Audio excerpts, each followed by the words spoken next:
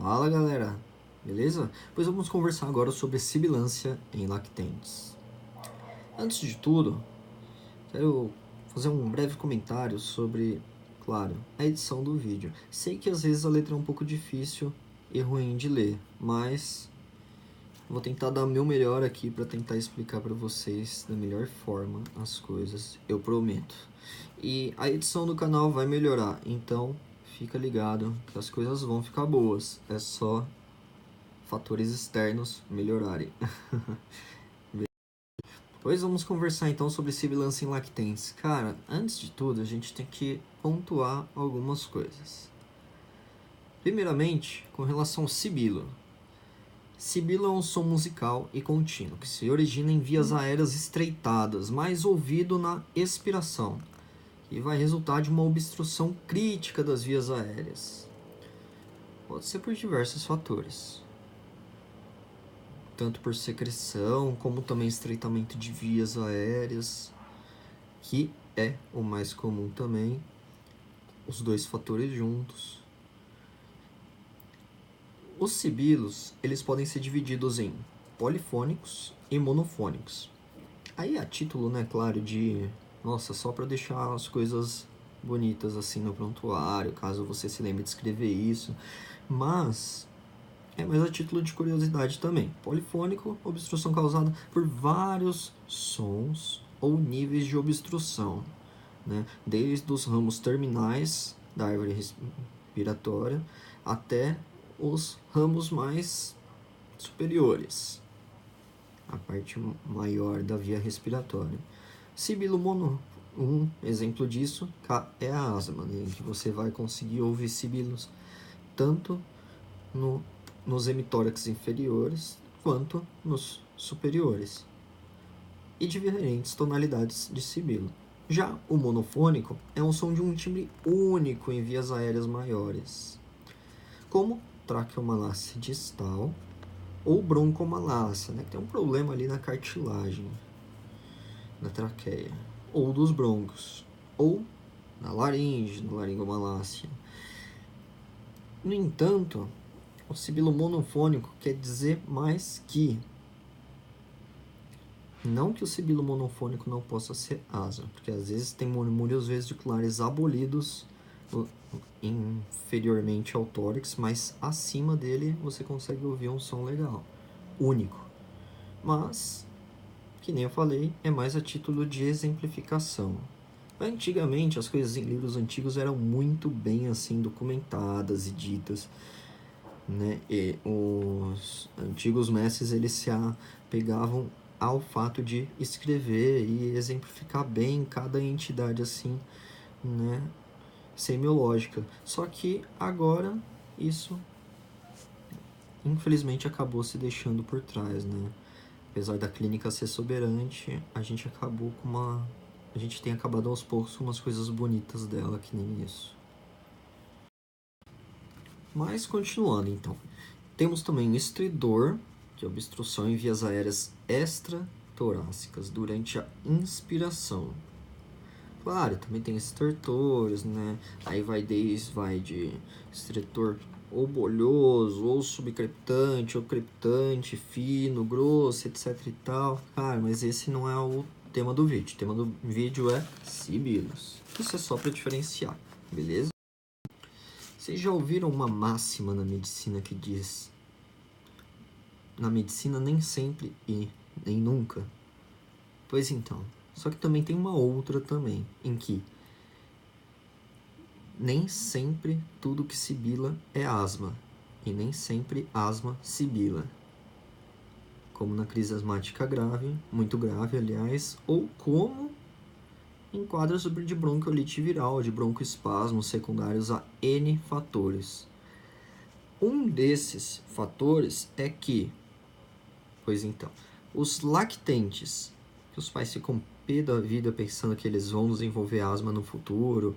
Esse, aliás, né, é quase que o medo mortal, assim, na população no geral, sobre vir a desenvolver um quadro asmático no futuro. E o que acontece?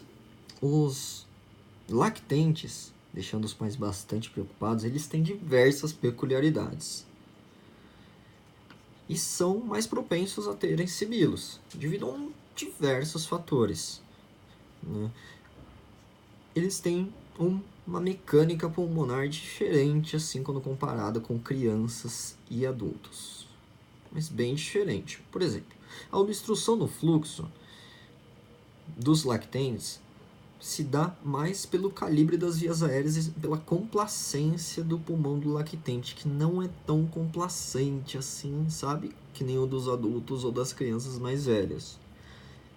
A resistência, isso dando estreitamento em vias aéreas, turbilhonamento de ar, gerando um som musical sibilo. Parecendo uma corujinha. A resistência ao fluxo de ar através de um tubo é a fórmula da física, né? Inversamente relacionado ao raio do tubo elevado a 4. Ou seja, quanto maior o tubo, o raio dele, o diâmetro, menos resistente ele vai ser. Pois vamos continuar. Em crianças menores que 5 anos de idade, as vias aéreas periféricas de pequeno calibre podem contribuir com até 50% da resistência total ao fluxo de ar. Curioso, né? Pois então, nós não nascemos com a estrutura da árvore aérea que cá temos. Ela passa por diversas modificações e desenvolvimento, começando em torno da 26ª semana, da 22ª, terceira semana, pelo que eu bem me lembre, e garantindo uma produção de surfactantes e tal por volta da 32ª semana. Aí, então, o pulmão estaria apto para o ambiente externo. Ou mais ou menos, né? Porque tem diversas peculiaridades e fragilidades ainda nele.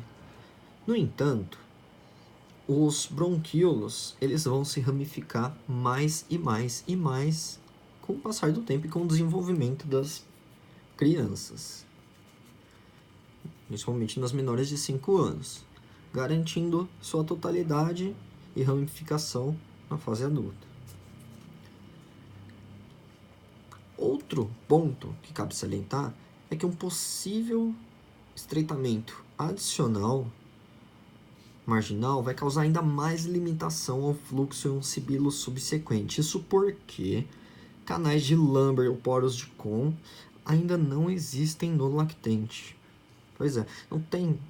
Os alvéolos eles vão estar se intercomunicando uns com os outros através de canais, como se estivessem dando as mãos uns aos outros. Se um alvéolo é permeado por ar, o alvéolo adjacente vai receber ar também. No entanto, se um alvéolo que recebe ar, isso agora se falando dos lactentes ou das crianças menores, está mais colabado ou está com mais secreção ou em torno de vias aéreas, enfim, o fluxo de ar que vai naquele alvéolo não vai conseguir sair de lá até então e vai acabar subindo, fazendo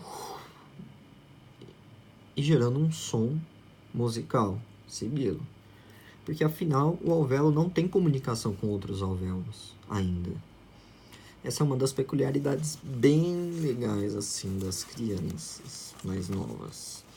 A parede torácica do recém-nascido é muito complacente. A pressão para dentro produzida na expiração vai submeter as vias aéreas intratorácicas a um colapso. Pois então. Ele não tem árvore brônquica e não tem força no pulmão o suficiente para manter um fluxo de ar adequado. É complicado, né? Tem diversos fatores que vão propiciar realmente a produção de sibilos em lactentes e crianças menores. Outro ponto é que a limitação ao fluxo de ar é mais afetada nos lactentes pelas diferenças na composição das cartilagens traqueais e pelo tônus muscular, que não é tão assim bem desenvolvido ainda, que causa ainda mais aumento na complacência das vias aéreas em comparação com as crianças mais velhas.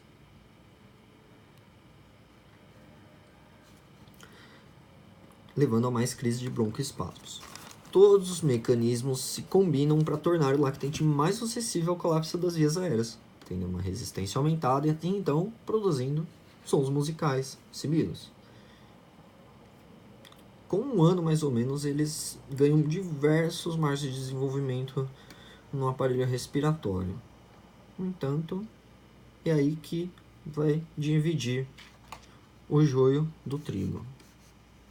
E eles vão acabar se dividindo mais ainda, levando a gente acaba pensando em outras coisas e não só num lactente sibilante. Outro ponto também é que lactentes vão ter maior quantidade de linfócitos e neutrófilos vindos de mastócitos e eosinófilos no líquido de lavado broncoalveolar, tendo uma variedade de mediadores inflamatórios, como histamina, leucotrienas, interleucinas, entre outros. Isso pode levar a ocorrer uma programação fetal ou pós-natal de início, na qual a estrutura e a função do pulmão vão ser afetadas por vários fatores, entre eles a nutrição e a exposição fetal e do neonato ao fumo, que acabam levando bastante, em consequência disso, a uma inflamação e reestruturação do aparelho pulmonar. Tá certo? Cabe salientar que os lactentes, tendo uma maior quantidade de neutrófilos em contraponto com mastócitos e eosinófilos, então a produção de imunoglobulinas deles vão estar deficientes, principalmente da IgE, imunoglobulina específica, que está mais relacionada a quadros alérgicos, etc. e tal. No entanto, eles podem desenvolver, tem diversas teorias para isso, viu, galera? Uma das teorias é da higiene, que vai propiciar, que a gente vai acabar comentando mais para frente, que vai acabar propiciando uma maior resposta TH do que a outra. Mas só para título de exemplificação, certo? Assim, a etiologia é bastante variada, tendo como principal marcos infecção, sobretudo a viral, e sobretudo o vírus sensicial respiratório. Em seguida, rinovírus, e aí vem outros vírus, para influenza, adenovírus, vírus da gripe, Coxsackie também está relacionado. Outros micro-organismos também estão relacionados com a etiologia do lactente sibilante, como Chlamydia trachomatis, tuberculose, toplasmose, papilomatose, enfim, etc. E diversos outros também. Asma está relacionado com a etiologia, famigerada e temida asma, tornando assim um sibilante transitório, tendo uma pequena dimensão pulmonar, que já é um fator de risco inicial, ou um sibilante persistente, e através de fatores de riscos iniciais, como exposição à fumaça passiva, história de asma materna, principalmente, e um nível elevado de imunoglobulinas E específicas. Logo, no primeiro ano de vida, apesar de terem uma proporção maior de neutrófilos do que eosinófilos e mastócitos. O sibilante no quadro asmático também pode ser um sibilante de início tardio, levando assim um tempo até desenvolver um quadro de sibilância, nem ultrapassando até então a idade o marco de lactente. Temos diversas anormalidades anatômicas também envolvidas com esse quadro, assim como a gente comentou de desenvolvimento, como também anormalidades anatômicas congênitas ou de desenvolvimento ao longo da vida do lactente, ou do recém-nascido, ou do bebê ou intraútero, como anormalidades das vias aéreas centrais, como malácia da laringe, que a gente comentou, ou de traqueias ou de brônquios, né, fazendo com que estreite ainda mais o canal deles. Fístula traqueoesofágica, bastante relacionado com a esofagite de refluxo, ou hérnia diafragmática também. Fenda laríngea, também que vai resultar em aspiração. Anormalidades extrínsecas também às vias aéreas, nem somente elas é o problema, resultando em compressão das vias aéreas, anel ou alguma anormalidade vascular, linfadenopatia mediastinal por alguma infecção, tumor, etc. Um timoma, lembrar ali dos 4 T's, né? Timoma, teratoma, terrível linfoma.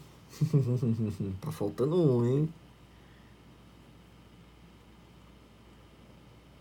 O outro eu não vou lembrar. Sempre me lembro mais desses 3.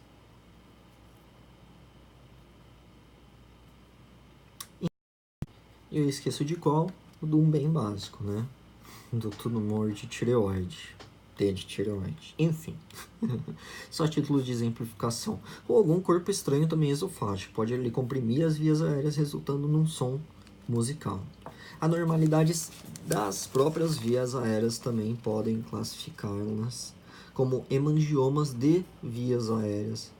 Malformações também, adenomatoide cística, cisto brônquico, pulmonar, enfisema lobar congênito, não tem apenas em adultos enfisemas. Brônquio traqueal aberrante, que é um brônquio todo anormal. Um broncofonte todo anormal. Por sequestro também de ar. Cardiopatias congênitas, com shunt de esquerda para direita, levando ao edema pulmonar aumentado aí já, né, com problemas de circulação. E corpo estranho. Outras etiologias para isso são estados de imunodeficiência, como deficiência de GA, que lembre-nos nós, doença de Berger. Deficiência de células beta, importante, de cinesia ciliar primária, bronquiectasias ou até mesmo secundário ao vírus HIV, que é o síndrome imunodeficiência adquirida, AIDS. Transtorno da limpeza mucociliar. Aí a gente vai ter a fibrose cística, gente. Lembrar dela, por favor. Tornando um som musical também, como sibilos. E às vezes o lactente ou a criança pode passar desapercebida e aí a gente não acaba fazendo o diagnóstico ou tem uma investigação maior para uma coisa que a gente tem que investigar, né? Ele pode só ser um sibilante transitório. Hoje está sibilando, amanhã não, depois de amanhã não, depois de amanhã não, daqui a um mês também não, depois de um mês também não, e ano que vem também não, e então isso evolui espontâneo. Mas ele pode ser um sibilante persistente e não ser asma. Nem tudo que sibila vai ser asma, né? Por favor. Bronquiectasias também causam sons musicais, pensando ali em quadros pulmonares, né, como pneumonia e seu agravamento com complicação. Displasia broncopulmonar importante, quadro patológico do recém-nascido. Síndrome de aspiração, com a doença do refluxo gastroesofágico, e a gente vai pontuar tudo bem? Disfunção de faringe, deglutição. Doença pulmonar intersticial com a bronquiolite obliterante, pois é, não tem apenas bronquiolite viral. Insuficiência cardíaca, ali que nem a gente comentou anteriormente, com as cardiopatias congênitas, né? Mas elas, para poderem desenvolver um quadro de insuficiência cardíaca nessa idade, de lactente. Anafilaxia pode causar também um quadro de sibilos. Tudo ali que causa um estreitamento em vias aéreas, a gente vai pensar em sibilo. Tá certo? Pneumonia pode causar sibilo? Pô, até pode, né, cara? Se for um processo inflamatório bem intenso, pode até chegar a sibilar, não é? Com produção de muco, né? Então, nem sempre uma coisa é uma coisa. Até porque uma coisa pode não ser uma coisa e ser outra coisa. E aí a gente tem que ficar ligado nisso. Lesão por inalação também pode causar sibilos. Ali tornando aquele epitélio mais incompetente, né, com a árvore brônquica também mais incompetente, e aí gerando lesão nela e com consequência destruição e enrijecimento do calibre e afunilando o som respiratório. Então, cara, o que a gente vai ficar ligado no paciente? O que ele vai nos trazer pra gente? A gente tem que ficar ligado em algumas coisinhas. A gente vai ter que pesquisar sinais de atopia, tá certo? Incluindo cornetos com mais edema, lesões arredondadas ali em orofaringe, posterior em lactentes mais velhos, tá certo? Pode ser ali de gotejamento posterior, tendo ali um quadro, né, de rinite alérgica, mesmo de doença do refluxo gastroesofágico. Podemos pensar também em eczema, também a gente tem que pesquisar alguma região de eczema. Hemangiomas também está bastante relacionado ao lactente sibilante, como a gente comentou, hemangiomas da árvore traqueobrônquica, fazendo estreitamento da via aérea, coisa mais intrínseca, né, mais no bem.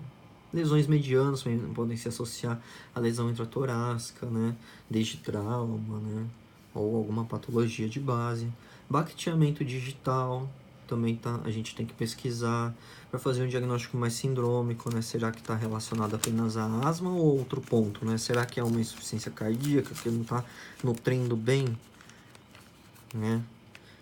Uma região ungueal, distal, e levando até a normalidade, né? Não está levando nutrientes específicos. Será que alguma coisa no fígado também? O que está causando isso, né? Batimento de asas nasais, retrações, a gente tem que ficar esperto também. Estertores finos ou sibilos, né, com prolongamento da fase expiratória, com hiperinsuflação, também que é mais comum na bronquiolite, na pneumonia viral. Teste de suor a gente pode fazer também para fibrose cística, que aliás é um dos testes que é feito para ela, para diagnosticar ela.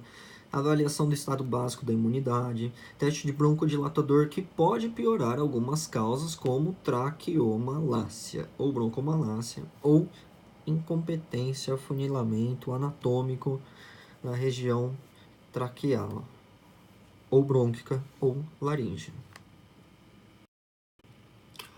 Então o tratamento, o que acontece? Cara, o tratamento é o seguinte, vai depender da etiologia. A gente falou de uma porrada de fatores. Se a gente querer especificar o tratamento para isso, vai complicar. Até porque a resposta aos broncodilatadores, que teria resposta num quadro asmático, pode ser imprevisível. A depender da causa, claro, né? Mas ele vai sugerir um componente de hiperreatividade brônquica. Tá certo? E se algum problema de anatômico de estreitamento, a gente vai ter que administrar brometo de pratrópio. Tomar cuidado com isso, viu? Porque se a gente administrar broncodilatador, a coisa vai ficar feia para esse tipo de paciente. Ou seja, a gente tem que auscultar a região da traqueia. Se possível, fazer um raio-x de tórax para poder ter certeza do paciente que tem na nossa frente. Se a primeira ida para ele, por exemplo, a um pronto-socorro, a um posto de saúde com aquela queixa, é a primeira vez que ele procura um médico por isso, ou já está vindo faz tempo. E aí a gente vai separar as coisas. Tá certo? E definir causas e diagnósticos. A parte do tratamento, que para asma vai acabar sendo exemplificado em outros vídeos, para fibrose cística também, assim como para as malácias também. E aí, o tópico do vídeo um ponto-chave do vídeo é lactente sibilante. Então vamos para outras considerações. Apesar disso, claro, né, seria melhor explicado se fosse no início do vídeo, mas a partir de tudo que a gente falou, cara, vai estimar que 40% dos lactentes vão apresentar sibilância no primeiro ano de vida. Cara, isso é muita coisa, né? Eu mesmo sibilei no início. Minha mãe ficou doida da vida pensando que eu tava com asma, foi feita uma procura imensa, né? E aí a gente recebe vários diagnósticos, né? Bronquite, bronquiolite, bronquipneumonia, sem estar em vigência de infecção viral bacteriana, detalhe. E diversas coisas, falando que precisa colocar seu filho na natação, que não sei o que não sei o que ele vai desenvolver asma, né? Imagine a preocupação que é isso para um pai, ou para uma mãe, ou para a família no geral, ou para pessoa em si, que ainda não tem um grau de desenvolvimento neuropsicomotor adequado para compreender tal coisa, mas que futuramente vai compreender e vai, causar um prejuízo enorme na pessoa. Pense. Casos de rinite, vai, ou atopia também relacionados com asma, história familiar também positiva para isso também. Aí a gente já delineia algumas coisas. Se não tiver isso, poxa, mas é improvável, né? Mas pode ser que tenha, poxa, se vier de parto cesárea, pode ser que desenvolva asma. Então a gente tem que ficar ligado para algumas coisas. Tem diversas teorias com relação a isso. Se passou em vigência de infecção no período de lactente, né, no quadro de bronquiolite principalmente, né? E aí aquele ser vivo, né, respondeu de forma diferente ao que seria esperado para outros seres da mesma idade, né? Então a gente tem que ficar esperto. Então esse tópico. E aí, para exemplificar no geral, cara, tem diversas coisas que nem a gente comentou que vão levar o lactente a maior quadro de sibilância, como vias aéreas de pequeno calibre, resistência maior nas vias aéreas periféricas, nervosos pequenos, resistência maior, menos complacentes, sustentação das vias aéreas menos rígidas, caixa torácica mais complacente, ali gerando crise de broncoespasmos mais acentuados, problemas de comunicação entre os alvéolos, problemas de poros de Kohn ou canais de Lambert, diafragma mais horizontalizado, levando a uma menor insuflação daquele pulmão. E aí, causas assim mais frequentes, né? Estratificando por idade. Aí tem uma porrada de coisa, né? Que nem a gente comentou antes. Por exemplo, se... Claro, exceto asma, né? Se o pessoa que for de recém-nascido e lactente entre 0 e 3 meses, a gente vai pensar mais displasia broncopulmonar, que é bem frequente. Malformações congênitas da laringe, que também fica ali frequente, como laringomalácia. Paralisia das cordas vocais também pode ser, tem que ver se a criança já emitiu algum som, alguma coisa, ou se tem lalação, se tem alguma vocalização ali. Angiomatose também laríngea, né, alguma proliferação anormal de vasos em torno da laringe, cistos, tumores, né, lembrar dos 4 T's, timoma, teratoma, tumor de tireoide terrível, linfoma, lembrei agora. Malformações congênitas da traqueia e das grandes vias aéreas, traqueomalácia, broncomalácia, estenose traqueal ou brônquica também pode causar, né, nessa faixa etária, fístula traqueoesofágica, nas vasculares ou membranas também laríngeas. Lembrar aí de várias coisas, tá certo? E aí a gente vai subir na idade, de 3 a 12 meses, sendo lactente ainda, CRUP. Ou viral, ou, enfim, ou CRUP bacteriano, ou sua complicação, traqueite, né, bacteriana, aliás, né? E aí pensar nisso. Refluxo gastroesofágico também, fibrose cística, malformações cardíacas, pensar se o lactente, a criança, está em vigência de infecção. Para a gente separar algumas coisas, né? É CRUP ou não é? Né? Ela consegue mamar bem ou não? Pensar em refluxo? Não sei. Sabe? A gente tem que fazer essas considerações. Fibrose cística ali, sabe? Tem causa na família, o pulmão como que é, raio-x que evidenciou alguma coisa. Então, a gente tem que ficar esperto. Uma formação cardíaca também palpar vasos periféricos, pulsos periféricos, aliás, culpa, né? Então, a gente tem que pesquisar. Já nas crianças maiores que 1 ano, a gente vai pensar mais em aspiração de corpo estranho, que é bem frequente nessa idade. Se animalzinho é, criança também é, cara.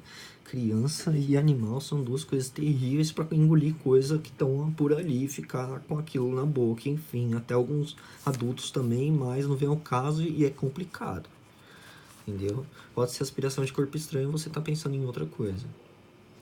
Né? Vamos verificar então o histórico disso daí, né? Na queixa ao pronto-socorro, ou ao médico, ou à saúde, enfim. Serviço de saúde. Bronquiolite obliterante também pode ser, né, certo? Inflamação em bronquíolos. Pode ser uma discinesia ciliar primária, né? Tem uma incompetência do epitélio mucociliar ali em expelir corpos estranhos, né? Pequenos, né? Pequeniníssimos, claro, né? Levando ali a quadros musicais na ausculta respiratória, malformações congênitas de pulmões e vias aéreas, né? Hernia de diafragma, né, etc. E tal. Pensar em diversas coisas, disfunção de cordas vocais, mas em adolescentes, né? Pensar ali o que está acontecendo com essa criança, com esse lactente, com esse adolescente, para estar causando o que está causando. E claro, a gente separou por faixa etária, deixamos a asma de lado, pensar também na asma. Mas quando pensar em asma, a gente vai pensar em índice preditor de asma. Tem que ter um critério maior e dois menores. Ou dois menores. Um dos pais com asma, principalmente a mãe, fala bastante a favor de um quadro de asma. Ou do início de quadro de asma. Ou de uma, entre aspas, pródromo, né? Porque pode se desenvolver em asma, pode não se desenvolver, mas também não é um pródromo porque não é uma infecção propriamente dita. Mas tá ali falando, ó, eu posso ser asmático, toma cuidado comigo, me dê atenção. E aí a gente tem que ficar esperto. Diagnóstico de dermatite atópica, então tem que ver eczema, tem que ver as linhas de Danny Morgan, né? Ali infraorbitária. Então a gente tem que ficar esperto, né, gente? E vamos ver ali, né? Poxa, tem eczema em face, é mais central, pele oral, né? Como que é, né? É mais periférica da face, né? Tem eczema em outros locais, região flexora de braço, de cotovelo, né? Na fossa antecubital, mas o que? Tem descartar também, descartar também, né? Quadros de dermatite seborreica, enfim, né? Sabe? Tem que fazer uma investigação geral, tudo bem? Ou dois critérios menores. Aí pode ser, diagnóstico médico de rinite alérgica. Nossa, hoje em dia, né, pô, vivendo também numa cidade altamente poluída, quase que todo mundo vai ter rinite alérgica. E será que o diagnóstico de asma, então, é mais frequente numa cidade assim? Será? Pois então, pode ser. E pode se desenvolver ou a criança pode desenvolver artifícios para se proteger contra uma remodelação ali e mediar os seus fatores inflamatórios para um outro ponto, né? A sibilância não está associada a resfriado. Está em vigência de infecção? Não está? Se não está, pô, então vamos dar uma atenção maior, né? Se está sibilando, não é infeccioso, tem rinite alérgica, tem quadro de rinite alérgica, né? Fez teste já alérgico, né? De alérgenos. Então vamos ali verificar com relação a isso. Tudo bem? E eosinofilia, pensando ali em lactente, pô, cara, até 1 ano de idade, poxa, pode ter bastante eosinol, só que, pô, tem bastante neutrófilo também. Pô, então é uma coisa meio aberrante, né? Então a gente tem que pensar assim, né? Em que paciente que a gente vai diagnosticar asma, tá certo? Por exemplo, tem verminose, né? E aí eosinófilo pode ser um critério menor? Pô, não pode, né, cara? Vamos descartar primeiro, então, as causas infecciosas, né? Beleza? Uma coisa que a gente tem que ficar bem ligado, que tá caindo bastante em provas, enfim, também estão comentando bastante, além da teoria da higiene, que é um dos pontos também da teoria da higiene, né, sobre exposição a alérgicos, etc e tal, é cesárea e risco de asma. Esse ponto é legal. Cara, bastante indivíduos atópicos vão ter maior produção de resposta TH2. O que acontece? Cara, quando tem um parto vaginal, a criança, o bebê, ele vai, um recém-nascido, ele vai ser exposto à flora vaginal. Estudos evidenciam que ele vai acabar desenvolvendo uma maior propensão a uma resposta TH1, né? E caso ele tenha nascido de parto cesáreo, ele desenvolveu um caminho de resposta mais propenso a ser TH2.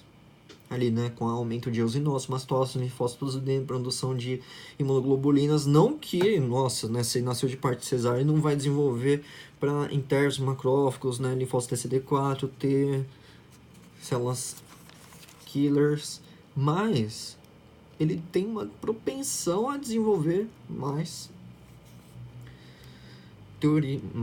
linhas de defesa para eosinose, mastócito e linfócitos B. Tá certo? Produzir maior quantidade de anticorpos e ter a produção nisso. Então, contato com a flora vaginal, ou seja, parto vaginal tem que ser estimulado. Vamos ali já pregar com relação ao parto vaginal aqui já no vídeo. Contato com a flora vaginal é importante, principalmente para os lactobacilos, vai fazer o indivíduo desenvolver uma resposta mais TH1, enquanto a cesárea vai fazer desenvolver resposta TH2. Pensa, qual que é a via preferencial de parto? A primeira via preferencial de parto. A primeira via preferencial de parto é aquela que desenvolve mais uma resposta TH1, que é o parto vaginal. Depois vem a segunda, né, que é a cesárea, só tem essas duas que não vai tirar por outro lugar. Tudo bem? Então, a gente tem que ficar ligado, assim, nesse ponto que é bem legal, bem importante, meu, tipo, tá bem relacionado mesmo. E a gente vai procurar, assim, alguns locais, não explicam direito. Bom, espero que eu tenha explicado para vocês. Refluxo gastroesofágico, entre outras. Mas eu vou acabar comentando sobre elas ao longo dos vídeos, poxa, com mais aulas assim, né, recursos melhores, né, mais tempo pra fazer vídeo. Cara, eu vou estar produzindo, eu vou estar explicando pra vocês, pode ter certeza, porque isso me ajuda bastante, assim como eu tenho certeza que ajuda vocês. Assim eu espero, porque afinal esse é o meu objetivo, galera. Então, ó, desculpa pelo vídeo grande, que realmente ficou grande, né, afinal não era pra ter ficado grande. Eu deveria ter dividido ele em duas partes, mas eu não vejo jeito melhor do que mandar uma coisa assim de uma vez só. Pra mim funciona assim, ou é de uma vez ou não é, porque se for em partes a gente vai se sabotar, beleza? Então vamos lá, cara, força, concentra no vídeo, aquele abraço. Se você gostou, curta, se você não gostou, curta o vídeo também, fazendo um favor, pô, você ajuda bastante, assim, poxa, porque eu quero ajudar vocês, eu quero me ajudar, eu quero ajudar vocês, eu quero que vocês me ajudem, eu quero que vocês se ajudem. Poxa, o interesse do canal em manter ele é exatamente por causa de vocês. Eu quero contribuir, difundir que a área da saúde é legal e que tudo tem uma explicação. Tudo tem uma explicação. E se não tem uma explicação, ela merece ser dita também. E nisso, a gente vai se interrelacionando, cara. Se eu me desenvolvo, eu me qualifico, eu me evoluo, você faz o mesmo, porque nós juntos somos mais fortes, né? E é isso aí, galera. Um grande abraço. Compartilha aí se você gostou. Compartilha com amigos, compartilha com a galera. Divulga o canal e obrigado. Abraço.